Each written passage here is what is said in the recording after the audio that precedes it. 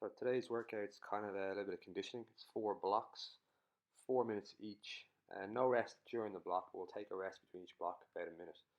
So the first two movements are the kettlebell swing. We're going to go for 30 seconds of swings. As soon as the 30 seconds of swings are done, then we're going to go straight into a 30-second squat hold. So that's going to be a minute, and we're going to repeat that 4 times. So I'm trying to get a bit of a rhythm going with the swing, although I throw that off a little bit now and again, trying to look at my watch to see how many seconds have gone by. But I want to try and keep the heels dug into the floor the whole time as I'm doing this, and really keep the glutes active and tight at the top of the swing, and just we're not putting too much pressure on our back. Then when that's done, I'm going into my squat hold, again 30 seconds here. Trying to work through the glutes as well, but I'm not kind of running any unneeded pressure into the lumbar spine at the moment.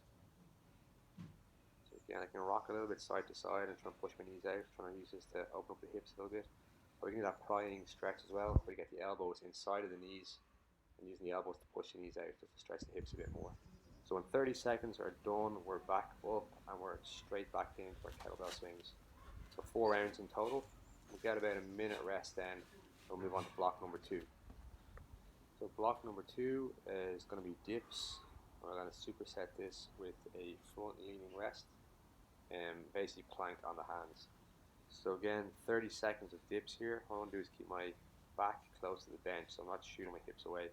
And again, just kind of steady pace with these. You don't want to try and bang out, 50 repetitions in our first set and then you're getting 20 in the next set.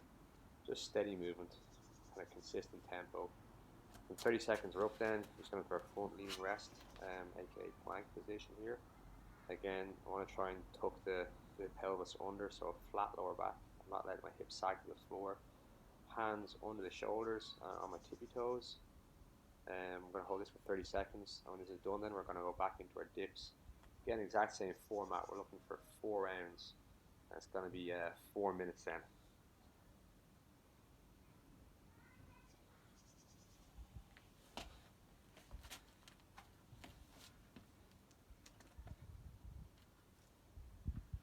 Into our third block, we're looking at Kettlebell Romanian Deadlift, and we're going to superset that then with a Glute Bridge. So the Romanian Deadlift, I mean, one of the things I find at the minute is sitting down a lot more, just with everything going on, and my back and my hips are a little bit stiff or tight. So I definitely felt my back fatiguing as the sets went on here. Now, one of the things we can do, first up anyway, I should stress this, is I'm doing kind of tempo work here. So I'm taking a few seconds to lower down, and I'm really squeezing my glutes hard at the top. So I can spend an extra second at the top of the rep squeezing the glutes, but I have about 3 seconds on the way down. So I'm slowing it down a little bit. Again, I'm not trying to get as many repetitions as possible, just quality movement and getting the muscles contracted and firing. So glute bridge here, I'm having my feet kind of close together, my knees wide and apart. Again, tuck the hips under. And just quickly back to the deadlift, if we do feel that our back is getting tired, we can kind of switch up to more like demo deadlifts. So it's kind of top half of the Romanian deadlift. So it's really kind of emphasis on the glutes and taking a bit more away from the lower back. Again, 30 seconds of each, a 4-minute block, and then we're going to move on to our last block, which is for our core.